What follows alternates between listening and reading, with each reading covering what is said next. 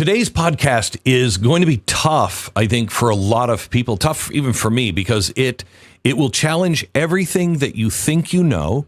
It may not be right, but I think in the end, the conclusion, the end product is right.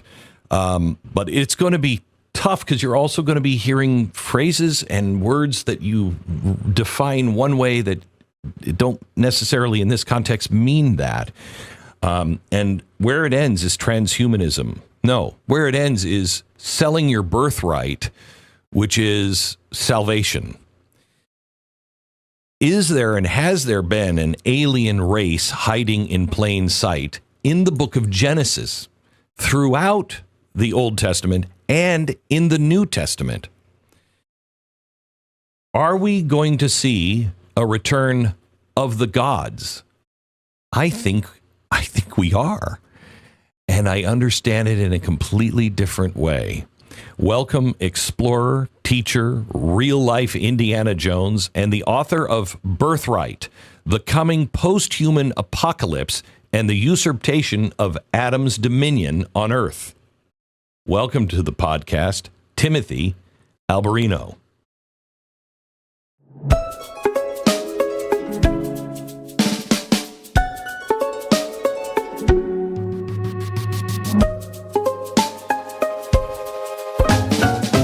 Tim, I have spoken to prime ministers and presidents and philosophers and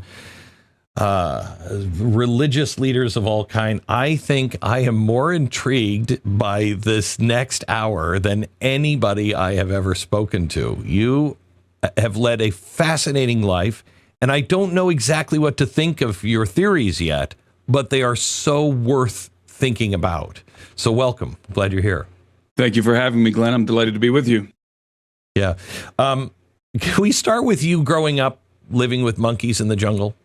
An appropriate place to start, I believe. Right. I dropped out of high school. Well, I've dropped out / got kicked out of high school when I was 18.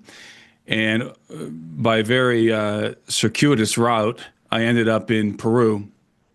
So I was 18 years old, living in the Amazon, the Peruvian Amazon. Learning Spanish, and as you said, living with monkeys. I was living on the outskirts of a town, jungle town called Tarapoto in the Amazon basin. And I was adapting to the culture very well. And one day I went down to the market, and in those times it was like an Indiana Jones movie. You walk into the market and they're selling all manner of fauna, all manner of jungle wildlife, jaguars and monkeys and parrots. And it's not that way anymore, but it was back then. And so I purchased a few different species of monkeys and proceeded to live with these animals up in my very primitive dwelling on the outskirts of town, and that's how I got inculcated in Peruvian culture and learned Spanish. Okay, and so when you say you're kind of living this Indiana Jones thing, I mean, didn't you discover an ancient lost civilization? Well, I was back in 2019. I've been doing various expeditions to Peru and elsewhere around the world, especially in Peru. And in 2019, me and my colleague, the renowned Spanish explorer Anselm P. Rambla, we went up into the Andes Mountains and we were looking for a lost Inca city. We had received information of a potential lost city in this particular area in the Andes. And so we mounted a couple of expeditions and we discovered it. And it's a remarkable place. It has not been published yet. It's the locals call it Tauripunku. And we think that it's a significant either Inca or pre-Inca city, perhaps belonging to the Chachapoyas people. We're not sure. But, Peru, there's so much discovery left to be made in Peru. I consider Peru to be the last best place for making discoveries. So talk to me, because this kind of turned your life kind of turned on megaliths. First, explain what a megalith is and how that turned you into where we're going here in a minute. Well, when I was living in Peru, I had an opportunity I lived in Peru for 10 years. I had the opportunity to travel extensively around the country. And this is when I was first confronted with what are called megaliths. Megaliths are edifices, large edifices that are constructed with stones that are fitted together without the use of any kind of a bonding agent, so without the use of mortar. This is known in archaeology as Cyclopean architectures. And yes, they're referring to the Cyclopes of Greek mythology, because the Greeks believe... The one-eyed giants. Precisely. Because the Greeks believe that these gigantic megalithic constructions that are found in Greece as well, throughout Greece, were constructed by the offspring of the gods, the one-eyed Cyclopes, and that this knowledge of megalith building had come from the gods. And in Peru, you have some of the most exquisite Cyclopean architecture on planet Earth. If you go to Cusco, as many people have visited Cusco en route to Machu Picchu, you will see the walls of Sacsayhuaman, which are one of the most impressive megalithic sites on planet Earth. And these are just mammoth walls that are constructed with solid blocks of stone, some of them weighing in excess of 200 tons, fitted together so tightly, the joints are so tight you can't stick a butter knife between them. And in the case of Sacsayhuaman, these are polygonal megalithic stones, which means they have sort of a pillowed look to them, as if they were not entirely hard when they were fitted together. Imagine a bunch of imagine taking pieces of Play-Doh and squishing it together. That's what these walls look like, or clay. And they're magnificent. The walls of Sacsayhuaman are magnificent. And indeed, when the conquistadors arrived to Sacsayhuaman, and they beheld these magnificent megalithic walls, they concluded these could not have been made by human beings. They had to have been built by giants or demons or some supernatural power. Many people, in fact, almost everyone is familiar with the legendary Inca site of Machu Picchu. Well, the foundations of Machu Picchu are megalithic.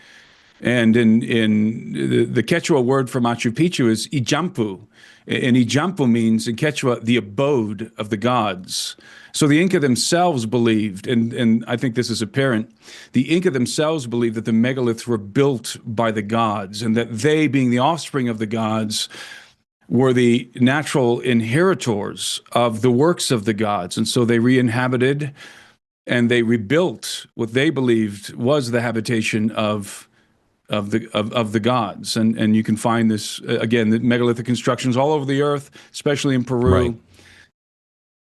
So some of the stuff, like, for instance, the stones around the Sphinx that are cut out perfectly, and then moved whole, and they don't know how they were cut out of the rock, out of the ground, right?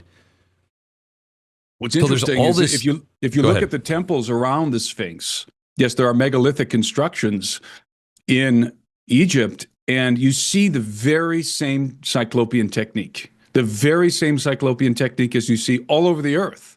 So when you look at the walls of Ollantaytambo in Peru, for example, and you see how they took a large block of, in some cases, andesite, in some cases, granite, they take a large block and they fit it into a corner. Now, if you and I are building an edifice with large blocks, and we're going to create a corner joint, we're going to either stagger the blocks, like we do with bricks, or we're going to butt the blocks up together to create a nice clean joint. But these builders, these Cyclopean masons, they took the piece of stone and they literally curved it into the corner. They would curve the stone into the corner, which is exceedingly more difficult. They do this at the temple in front of the Sphinx, just like they do it in the walls of Ollantaytambo. This is the fingerprint of a ubiquitous knowledge that somebody had a long time ago on planet Earth, because I don't believe that the megaliths in Peru were built by the Inca, and I don't believe that some of the oldest, like the Sphinx, archaeological edifices on the Giza Plateau, for example, were built by the Egyptians. I think we're looking at technology and knowledge that comes from the antediluvian world, the world before the flood. I just want you to stick with this podcast because this is such a wild journey, and it's going to go into places where you're like, that's crazy. But we end up at transhumanism and AI, and I think the Antichrist or mark of the beast. And I don't know exactly what to think of all this, but I think it is so worth your time to listen and to just think this through.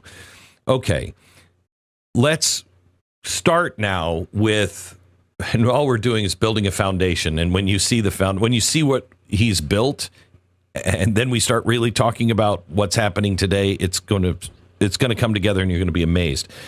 Let's start with the sons of God, and let me read this from Genesis. This is Genesis 6, 1 through 5. And it came to pass, when men began to multiply on the face of the earth, the daughters were born unto them. And the sons of God saw the daughters of men, that they were fair, and they took them wives of all which they chose. And the Lord said, My spirit shall not always strive with man, for that he is also flesh, yet his days shall be 120 years. There were giants in the earth in those days, and also after that, when the sons of God came into the daughters of men, and they bore children to them. The same became mighty men, of which were of old, men of renown. And God saw that the wickedness of man was great on the earth, and that every imagination of the thoughts of his heart was only evil continually. Okay. All right. We kind of know this story, but we always bypass the giants part, and the sons of God may be misinterpreted. Can you tell me your look at Genesis and why this is a foundational stone here?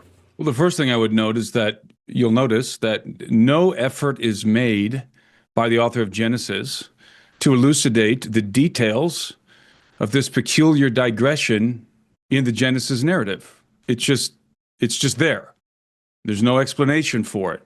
And the reason for that is because the author presumes the reader's knowledge of this infamous affair. The story, therefore, must have been thoroughly chronicled elsewhere in the Hebraic scriptures and then widely disseminated, at least in oral tradition. So this is something that was known. The author of Genesis is making reference to this extraordinary event that is clearly very well known to the reader and documented elsewhere. And what is the event? Because I had never heard this before. What is the event? So the event is the sons of God. This term is B'nai Ha Elohim, and it never refers to human agents in the Old Testament. The term sons of God only and exclusively refers to angelic beings, to celestial beings. So we are right out of the gates here. We're not talking about human actors.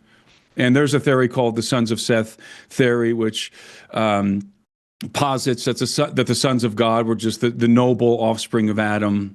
And it's ridiculous because this tradition is so well known in ancient Hebrew cosmology. It forms the substratum to so much of what we read in the Old and in the New Testament, this incident. So what we're looking at are non-human beings, celestial beings, the sons of God, angelic entities who are observing the earth, who are watching the earth. This is why probably they're called watchers in the book of Daniel and elsewhere. And they're lusting after the daughters of Adam. And so they descend to the earth. They take, as the book of Genesis says here in Genesis 6, they choose from among the daughters of men, maidens that they ultimately wed, and then they procreate with these women. And the result is a race of giants. They progenerate a race of giants in the earth, and these giants are referred to in the biblical narrative as Nephilim. And you have a problem if you think that these are human agents, just men, just normal human beings copulating with normal human women, normal human males with normal human women. How do you get giants as a result? How do they procreate Nephilim? It's the equation doesn't Okay, so work. wait, explain what Nephilim is, because the translation for Nephilim is fallen one, right? Well, that's disputed. A Nephilim is a giant. There's a you can derive Nephilim from the Hebrew word nephal, which means to fall, but I think it comes from the Aramaic. I think that the late Dr. Michael Heiser had the right interpretation of the word Nephilim. It comes from the Aramaic, which is Nephilim, which means giants. And in the Greek and in the Septuagint, these beings are referred to as gigantes, as giants. So when you read Nephilim, and we're not talking about figurative giants. We're talking about actual giants, like yes. Like what David fought. Precisely, beings of gigantic stature. And in the antediluvian world, in the world before the flood, they were even larger than the post-flood giants, because they were in the world, and this is what Genesis says later, they were in the world both before the flood and after the flood. And obviously, we know that they're in the world after the flood, according to the biblical narrative. Joshua and the Hebrews are confronting these races of giants who are dispersed throughout Canaan, especially in the highlands. The Anakim, for example, who are the descendants of the Nephilim.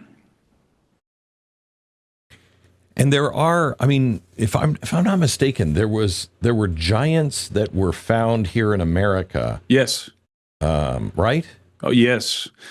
This is known as the Smithsonian Gate, as the Smithsonian cover-up. Right. And there were the bones of giants being discovered all over America back from the mid-1800s back into the early 20th century, and primarily in the mounds, in the Indian mounds. You know, there were thousands and thousands of Indian mounds, east of the Mississippi. And many of these mounds, according to the Smithsonian's own records, many of these mounds contained anomalous artifacts, especially the bones of giants and gigantic axes and all manner of strange artifact. And even what's remarkable is even Abraham Lincoln, while waxing poetically about Niagara Falls, makes reference to the bones of that ancient species of giants in the mounds. And it was well known. Okay. I mean, this was not conspiratorial back in the mid-1800s. So who are these beings, these sons of God? Because they go very dark. Are they like the fallen ones? Are they angels that have? So really, in order to get insight into this Genesis 6 affair again, which is a bizarre digression in the Genesis narrative, again, because the author is presuming that his audience is well informed, and has been informed from some other kind of tradition. This story is expounded in the Book of Enoch. And in the Book of Enoch, it delineates. Wait, before you go there, talk about the Book of Enoch, because up until we found the Dead Sea Scrolls, we only saw it in Ethiopia. Thought it was, the Ethiopians made it up 200 years ago, whatever. We find the Dead Sea Scrolls, and we now know that the Book of Enoch is from the ancient times, but it's an apocrypha book. Yes, it's pseudepigraphical. It's pseudepigraphical. Meaning that it claims to be written by a biblical author, but the authorship is unknown. Okay. So the Book of Enoch was rediscovered in 1773 by the Scottish explorer James Bruce of Cunard. This, by the way, is a collateral relative. James Bruce of Cunard is a collateral relative of the illustrious Robert the Bruce, who led the Scots to victory in their War of Independence against the English in the early 14th century. Robert the Bruce was also, incidentally, a Freemason of the Scottish Rite. And I think he was looking for the Ark of the Covenant. So he went to Ethiopia. And he discovered in Ethiopia, he brought back to England a copy, because he brought two copies back to England. One he delivered to the King of France on his way home.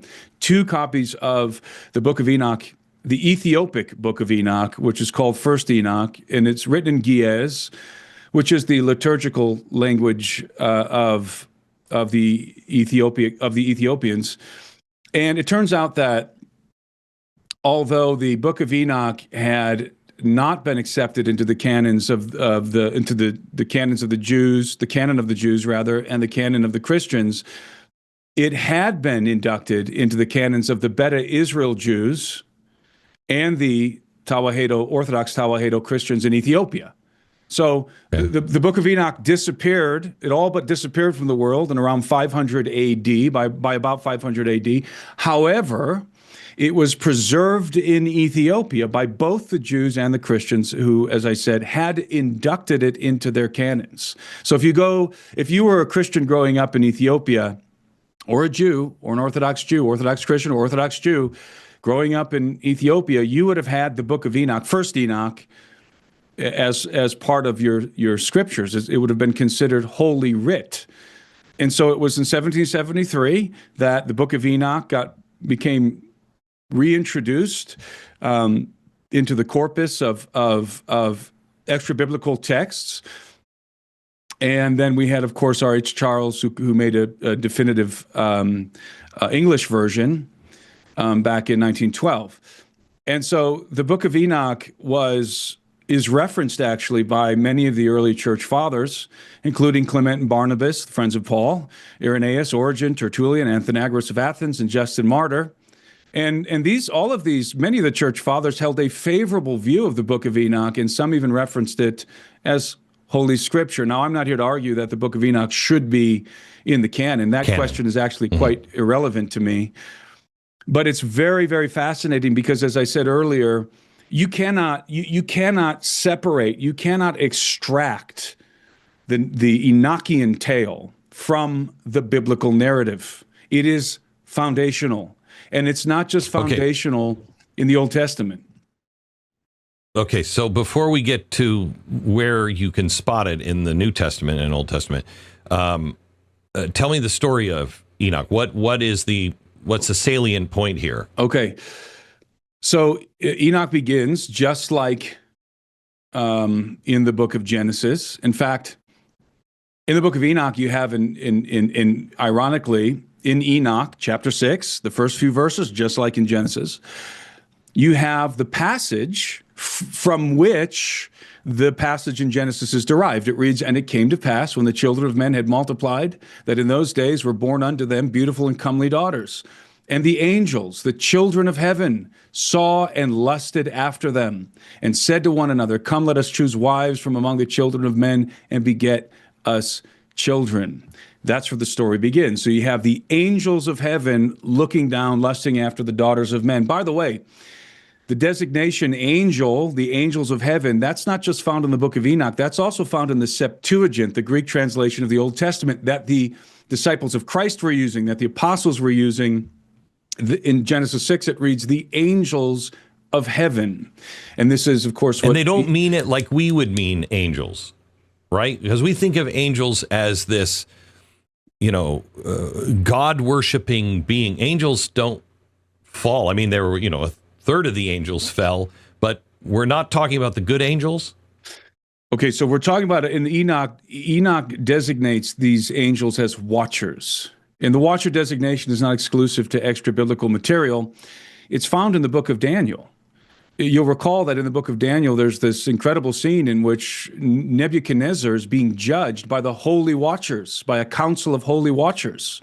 And they, of course, condemn him to several years of madness in which he had the mind of an animal and was eating grass and so forth. That was a sentence that came down from the watchers. And so this is clearly hierarchical. These are hierarchical terms. The watchers are some exalted, probably members of the divine council. And they, in the book of Enoch, are lusting after the daughters of men. They decide, there's 200 of them, by the way, that are designated in the book of Enoch. They decide to descend to the earth, to the summit of Mount Hermon. They take there an oath. They bind themselves by mutual imprecations. By the way, Mount Hermon has since time immemorial been called the mountain of oath. And then the watchers, these 200 watchers, descend into the plains and they begin to select. What is the oath they take? I'm sorry? What is the oath that they take? The oath that they take is that basically we're all in this together, and we know that this is a grave sin, that this is what we're about to do is a grave transgression against the King of heaven. And so we're all in this together, and we are all going to suffer the consequences equally, share in the consequences, whatever befall. That is a summation of the oath. So they know what they're about to do is a grave transgression. And of course, what they do is what's alluded in Genesis. They take wives, they procreate with these women, and progenerate a race of hybrid giants. And then they impart to mankind forbidden knowledge from heaven. And mankind is corrupted through this knowledge. And the giants that are born of the Watchers, these are hybrid beings, part Watcher, part human.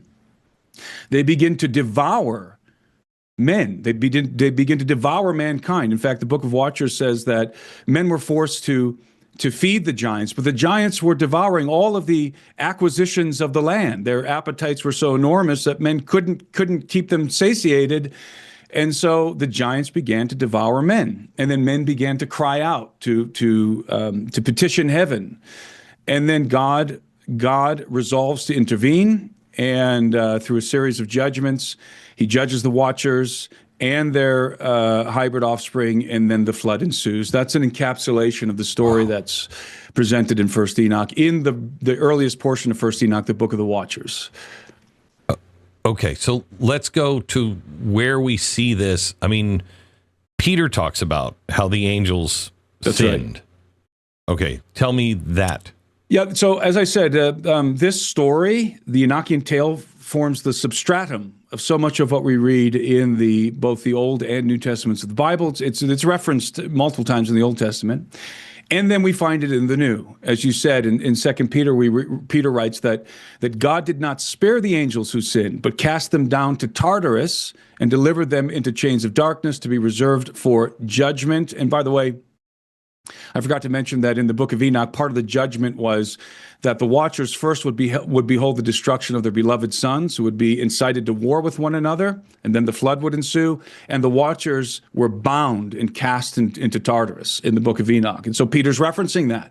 And there is simply no precedent for this reference within the canon of Scripture, within the 66 books of the Bible. There is no reference for this. And then Jude, the brother of James, he reiterates this in Jude, in the first chapter of Jude. He writes, "And the angels who did not keep their proper domain, but left their own abode, he has reserved in everlasting chains under darkness for the judgment of the great day." And then a few verses later, Jude says, he writes this, and by the way, this is a copy and paste verbatim from the book of Enoch. Jude writes, "Now Enoch, the seventh from Adam, prophesied about these men also, saying, Behold, the Lord comes with 10,000s of his saints to execute judgment on all, to convict all who are ungodly among them all of their ungodly deeds, which they have committed in an ungodly way, and of all the harsh things which the ungodly sinners have spoken against him." This is, as I said, verbatim from the book of Enoch. So I think it is reasonable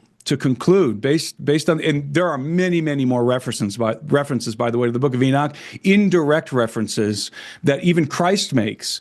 It is reasonable, therefore, to conclude that the Enochian text must have been numbered among the scrolls in the synagogues. There must have been some iteration of what we call First Enoch today that was being referenced directly by the apostles and by the writers of the Old Testament. Okay, so this takes us to a couple of possibilities.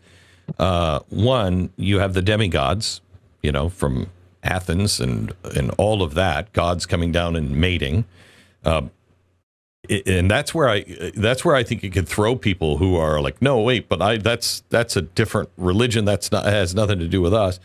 And also because if I understand, you call this the elder race, they had such knowledge, and they built everything, and they gave us this knowledge. That's also where some people will say, oh, well, that's extraterrestrials that came down and gave us. But you're saying, if I'm not mistaken, both the extraterrestrial thing and the demigods thing, it is Enoch. It's this. It is a integral part of Hebrew cosmology. This is what the Hebrews believed. Now we've partly because of Augustine, we have forgotten this narrative. We've read it out of the biblical narrative. We've had a view of the antediluvian world that is quite incomplete and in many senses inaccurate. The ancient Hebrews clearly believed that these, and I'm going to call them extraterrestrial beings because that's precisely what they are, descended to the earth in the days of the pre-flood patriarchs. And this general narrative is ubiquitous among the primary cultures, the primary early civilizations on planet Earth. They all believe that this happened. Of course, they all have different theological perspectives on it.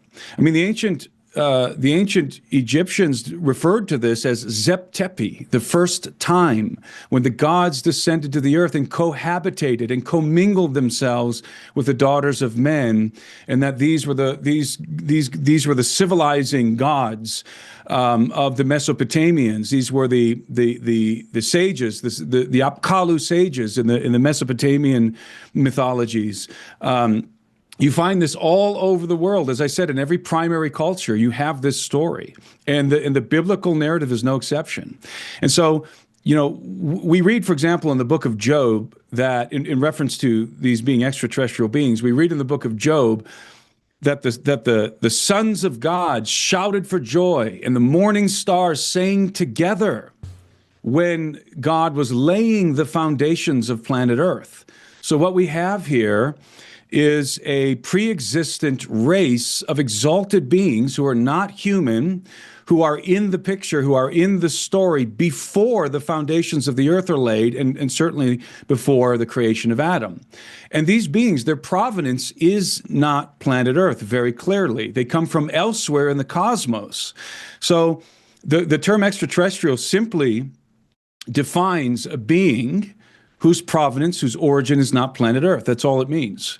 And so I believe. But wait. If these are angels, then they would have come from a spirit world.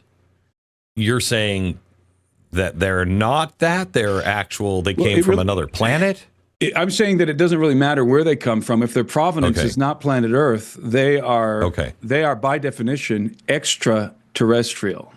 And so I think we get hung up on some of these terms, but the reality is that the Bible defines them as such, not using that kind of terminology, but the idea, the concept is certainly apparent in the biblical narrative. And I believe that the angels are very much like us, and indeed we are very much like them.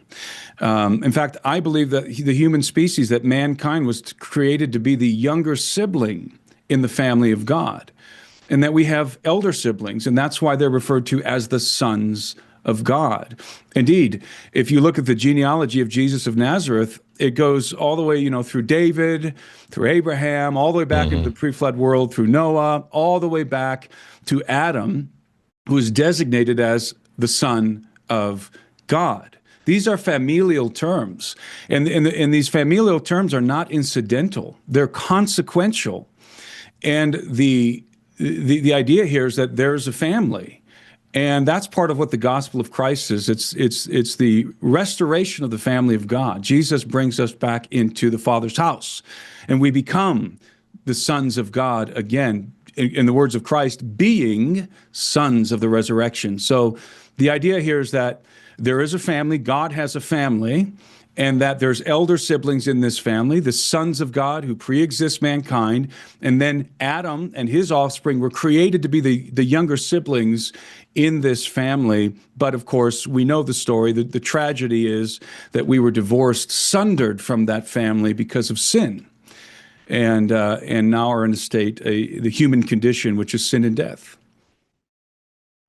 So explain the golden age. What is the golden age? Okay, so the golden age is Zep-Tepi. It's that time that in the antediluvian world when the gods descended to the earth and cohabitated with the human species and imparted knowledge to them. This is what's referred to as the golden age. The term golden age comes from the Greeks, but the concept, as I said, is ubiquitous all over the world. And this is the time in which I believe that the megaliths were constructed, and it's a time when giants were roaming the earth, and these beings, these non-human celestial beings, were, as I said, cohabitating the earth with mankind. And this is, again, the Romans believed it, the Greeks believed it, the ancient Egyptians believed it, the Mesopotamians believed it, every primary ancient civilization. And the golden race would have been the giants mixing with the actual humans. The golden race is referred to as the offspring of the gods. So, referring back to Zep-Tepi, to the ancient Egyptian narrative, the golden race were the offspring of gods and men. And a great illustration of this, by the way, is the story of Atlantis. Plato's story of Atlantis, which is found in the Critias and Timaeus dialogue, and Plato begins the narrative, and of course he has Solon of Athens, who journeys to Egypt, and Solon is consulting with the priests of Sais in Egypt, and they're talking about their histories, and the Egyptian priests inform Solon that the history of the Greeks is infantile, that it's not hoary with age like the histories of the Egyptians. And then they proceed to tell Solon that the earth has suffered various cataclysms, and that civilizations have risen and fallen in the course of antediluvian history. And they tell him the story of Atlantis. And the story of Atlantis begins with the gods, who are apportioning the earth amongst themselves. They're dividing the earth up amongst themselves. And Poseidon, for his lot, he takes the region of Atlantis. And then he builds the island and the city of Atlantis. And then what does he do? He becomes enamored of a human woman. Cleito is her name. And he weds this woman, and he copulates with her, and she conceives and gives birth to 10 hybrid twins, to 5 sets of twins, hybrid sons of Poseidon, who in other sources appear to be giants. And then these giants become the kings of Atlantis. The chief among them is Atlas. And then the Atlanteans eventually become a very militaristic society, and they begin a campaign of conquest, and they're steamrolling through all the other civilizations until the priests of Sais inform Solon. They encounter the Greeks. They encounter the Athenians, and the Athenians are the only civilization that is able to withstand the conquest of the Atlanteans. And then what happens? Cataclysm ensues. There's a great cataclysm. It's a flood, and Atlantis is destroyed in a day and a night. And not just Atlantis, the entire world is destroyed in a cataclysm. And this is just one illustration. The story of Atlantis is, in many ways, an allegory of the antediluvian world. And I think, and again, this story, I believe the origin of this story is the Enochian tale, which I would contend is one of the oldest, if not the oldest, stories in the annals of human history. Okay. So this race of people, if you will, starts with the giants who come down, and they know they're doing evil. They know they're doing wrong. But then they create this, what sounds like kind of a utopian sort of world. And then they're the reason why things go so wrong that God has to get Noah to wipe everybody out? So in the Hebrew perception of the Golden Age is quite unique, because all of the pagan cultures all view, as you rightly say, the Golden Age as a utopian paradise. That's why they call it the Golden Age. The Hebrews, however, view it as a dystopia, as a nightmarish dystopia, in which the knowledge of the Watchers corrupts mankind, and their offspring are exceedingly evil and cannibalistic, and introduce into the world a bloodlust that had not that was not previously apparent. And the Watchers lead mankind into idolatry. And this is the source for, this is the sin of the watchers. This is the sin of the angels, again, that Peter and Jude are referencing. And this results in the judgment of the flood, the judgment of the cataclysm that ensues on planet Earth and destroys the old world, annihilates what I describe as the empire of the gods, of the watchers and their offspring, and washes the earth, cleanses the earth of their abominable seed. And remember that in Genesis it says that the whole earth, that all flesh had corrupted its way on the earth, that all flesh was corrupted. And this corruption in the ancient Hebraic cosmological perspective was wrought by the watchers. It's referencing, by the way, a genetic corruption. And so God sent the flood to wipe the slate clean, so to speak. This is where it becomes so important that you would at least consider this story, because you say another golden age is coming.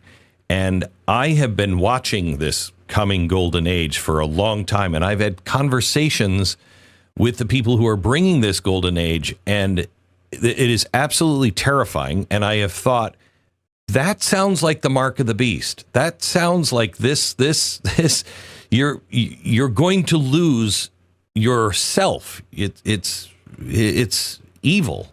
The way it has been explained to me by some. So you say a new golden age is coming. Explain what that means. So the events that led to the destruction of the old world are going to be repeated to some degree at the end of the age. We are living at the end of the age. And this phenomenon of the gods commingling themselves with the offspring of with the daughters of men, and this idea of hybrid beings and everything that was done in the antediluvian world, the corruption of all flesh, I think is again going to be repeated to some extent, not exactly in the same way.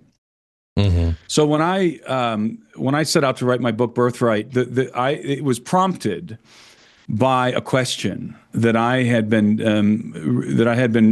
ruminating on for a while, and the question is simply this, and this question, by the way, is a question that is unique to our times, and has not really been something that earlier generations have had to contemplate. But we have to contend with this question right now. And it's simply this: what does it mean to be a human being, and is our humanity worth preserving?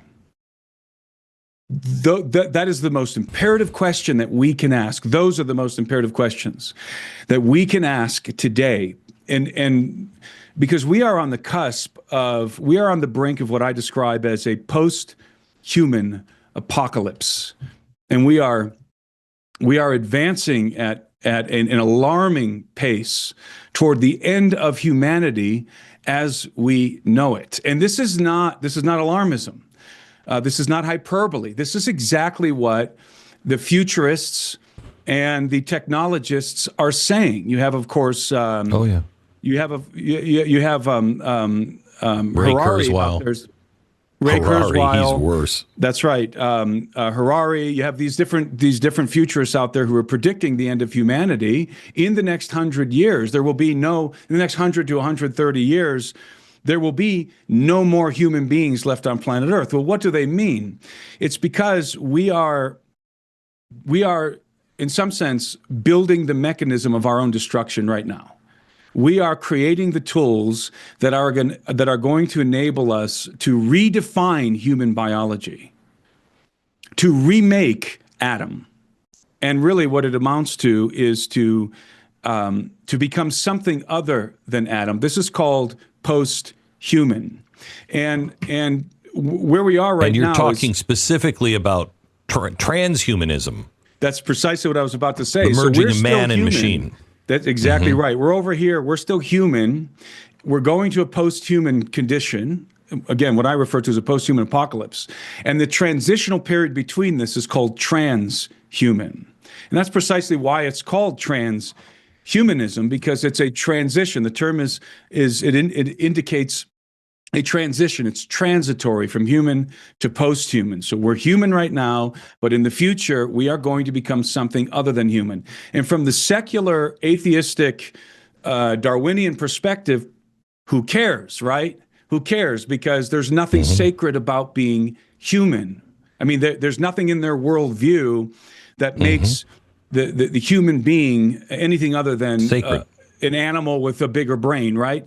However, the biblical narrative is quite different. The biblical narrative defines mankind as I said earlier, as being created in the image and likeness of God and was created to be a member of the family. That Adam was a son of God, given authority on earth. He was bequeathed dominion of the earth. This is the birthright of Adam. And so we bear the image of God, and it's really important to understand what it means from a theological perspective, what it means to be a human being. And then to answer the question, is our humanity worth preserving? Well, from a theological perspective, the answer is unequivocally yes. Not only is it worth preserving, it is imperative that we preserve it because we have a Savior. We have a kinsman redeemer in Christ Jesus who became one of us. He became a man in order to redeem mankind. So there's only one qualification for redemption in the cross of Christ. You must be human. You can be a sinner until you take your last breath. You can be like the thief on the cross who was a criminal, but who looks at Christ before he dies and acknowledges him as the Son of Man, as the Son of God, and he has saving faith. So you can be there is grace for the human to the very end of his life to receive Christ. But there's the qualification for the human. So we become disqualified from salvation in the cross of Christ if we become something other than human. So the stakes could not be higher here when we talk about transhumanism and posthumanism. So for the atheist, from the Darwinian perspective, this is just the natural course of human development. We are directing the course of our own evolution, and we are determined to become like the gods and to gain immortality and all of the extraordinary capabilities that are going to be available through the agency of technology to the post-human. And we are accelerating in that direction. I know.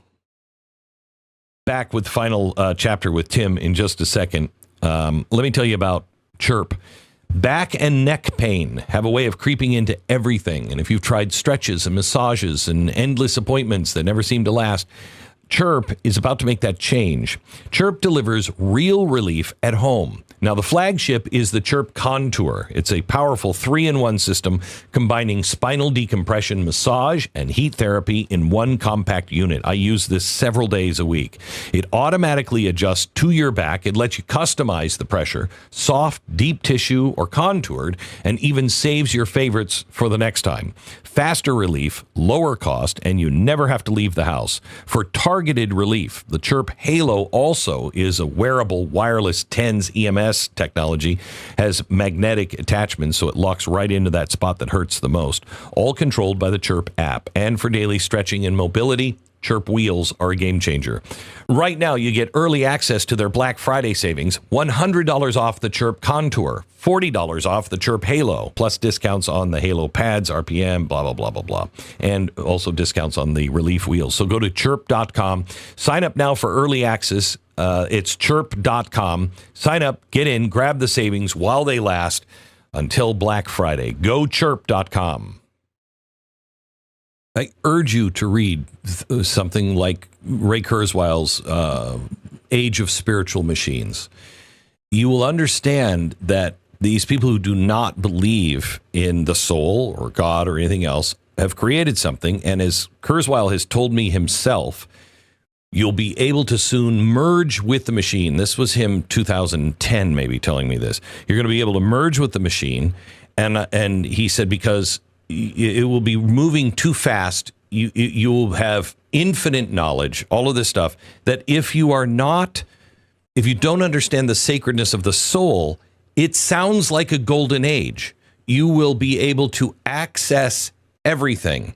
And then he starts in with, and you won't have to carry a wallet because everything will be stored, and what you implant in you will become part of you, and you'll think differently, and you'll be able to hive mind. And that's not being a human. And I said, Ray, what if you want to remain human? And he said, why would you? And he said, because, I kind of like the original model. And he told me, well, then you will have to be isolated because you'll be a problem for everybody else. So, but he said, everybody's going to want to do this. And I think a lot of people will want to do this. But I come back to where you're driving, that, when you read about taking the mark of the beast, there is no salvation for you. Once you take it, it's over. You can't untake it. You can't be redeemed at all. It's the same with this. Once you become transhuman, you can't undo that. And right. You've lost your right to salvation. And so you cannot be saved. That starts to make that scripture in Revelation work. That's precisely right. All of a sudden you're like, oh my gosh, yes, because you're not human. And many more. You can't buy and sell anymore. Right? I mean, think about it. I know all of it. So right now, you could probably maybe run a business without a cell phone, without access to the internet, let's say, but it would be really, really hard, right? So that technology that we have in our hands, that our cell phones, the technology we hold in our hands is going into our brains very soon. It is going into the cerebral cortex. And rather than surfing the internet with our thumbs, we're going to be surfing the internet with this accomplice, artificial intelligence, through the speed of thought. We will be interacting with the compendium of human knowledge at the speed of thought. As soon as as soon as we merge with the machines and also with artificial intelligence. So how are you, if you just want to be an old-fashioned, homegrown, organic human being who's going to try and compete in that environment? Think about young people going to university and they decide, you know what, I don't want to upgrade. I don't want the upgrades. I don't want the enhancements. I don't want to put the technology into my biology. I don't want to. Right. I don't want the chip in my cerebral cortex. How is that person going to compete with all of the transhuman, with all of the transhuman students who are accessing the compendium of human information at the speed of thought? It would be as if you are walking into a room and there's one person there that has an IQ of 20. Precisely right. They can't function. I can't have a conversation with you. I can't do anything. That's right. Because you have an IQ of 20. And that was Ray's point. Nobody wants that. Everybody wants it. And the way it's described and what you're seeing on the horizon, it is going to be described as a golden age. It is. It is. And you know what's happening here is we're going full circle back to the beginning, because our story begins in the Garden of Eden. And the temptation of the serpent was, if you eat of this fruit, surely you will not die. You will become like the gods. You will become like the gods. So it's the same temptation. And what's happening here is we are succumbing to a Faustian bargain. We are about to sell our birthright for a bowl of stew. For the advances and the advantages of posthumanism, of transhumanism, the enhancements, we are going to give away the most precious thing that we have, which is our humanity. And that's why, and you can see the slow march. You can see the cunning of the serpent, how the ground has been laid for this eventuality, that the human being has been degraded. It started with Darwin, and then it progressed from there. The gradual erosion of human worth, and not like not worth as an individual, but worth as a species. If you're just the product of evolution, if you're just the cousin of a monkey, then there are no guardrails. There are no guardrails. Yeah. Who cares? It doesn't mean anything to be a human being, and there's no reason whatsoever to preserve our humanity. This is where the gospel of Christ is so important, especially for Christians to anchor themselves in the gospel of Christ. Because as I said, Jesus is a kinsman redeemer who became a man to redeem mankind. And so I'm stressing whenever I get the opportunity to talk to young people that you need to understand the worth of your humanity, and don't be beguiled into exchanging it, into selling your birthright for a bowl of stew, for life extension, and for all of the extraordinary capabilities that are going to become available. You know, we are living right now in what technologists and futurists call the hybrid age. And the reason why they describe this as the hybrid age is because in the past, you have various streams of technology that were being independently developed. These are the famous GRIN technologies, for example. You had genetics, robotics, artificial intelligence, and nanotechnology.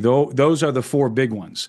And they're being developed, each one of them as a separate stream. But today, in our time, these streams are coalescing. They're coming together.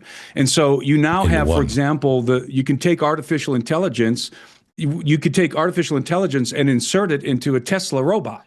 And now you have an autonomous robotic being, which in the future is going to be, by the way, policing our streets, fighting our wars. This goes for genetics, for nanotechnology. We haven't even yet entered into the genetic revolution. That's coming. By the way, there's a book. I don't know if you've read the book. Trying to remember the name of the woman who wrote the book. It's called Countdown, and she predicts in the book that the sperm count of males in the West is going to 0 by 2045. In other words, we're reaching the end of our genetic rope, and lo and behold, what are we developing right now? Artificial wombs. And we are perfecting in vitro fertilization. We're reaching the end of our genetic rope, and the only way that the human species is going to be able to continue to breed, to populate, is through artificial wombs in the future. We're already, the constructs, the framework of this post-human, again, apocalypse, not utopia, apocalypse, is being constructed right in front of our eyes. Is there a line that you have in your mind? Is there I'll do this, but I won't do that? I mean, that's a very good question. That's the scary part of this. Is it's such a slippery slope. It's such a blurry line at the beginning that you don't exactly know. It'll be easier to spot in 10 years, 15 years. Right now, today, in the next 5 years, it's going to be really slippery and hard. Yes, it will, especially for our kids and our grandkids. Right. So, yeah, I have some guardrails. So, you have to talk about each one of these technologies separately, which we don't have time for. But let's talk about genetic technology. So right now, we have very effective genetic technologies that we're developing and improving. For example, we have gene therapy. Gene therapy is if I have a gene that's mutated and it's causing cancer, it's causing some other genetic disorder, you can take that same gene from another human genome, and that's the key, from another human genome that has the correct code that's not mutated, and you can take it and splice it into my genome and correct the code, right? That's human to human genetic modification. I've got no problem with that because it's human to human. We're not altering the genetic matrix of the human species that God designed. But once we start going beyond that, once we start doing one of two things, creating new sequences or integrating sequences from other kinds of creatures, then we're crossing that species barrier. We are now entering into cross-species genetics, which, by the way, is explicitly prohibited in the Bible. So cross-species genetics, this is one of the great sins of the Watchers, by the way. They engaged in miscegenation, the mixing of species. And so that's a clear guardrail to me. Human to human gene therapy, gene modification, I'm fine with. But as soon as you cross the species barrier or you start creating new information to insert into the human genome, you have transgressed the order of creation. Yes. I have to tell you, I don't know, because I haven't read everything that you have read, but I am going to be reading a lot of your work. But I think your conclusion at the end is absolutely solid. I feel it. I feel it. I feel we are in the end of days. I mean, even Elon Musk says, there won't be I got to get to Mars because there won't be humans left on Earth. And yet he's doing the transhumanism thing himself.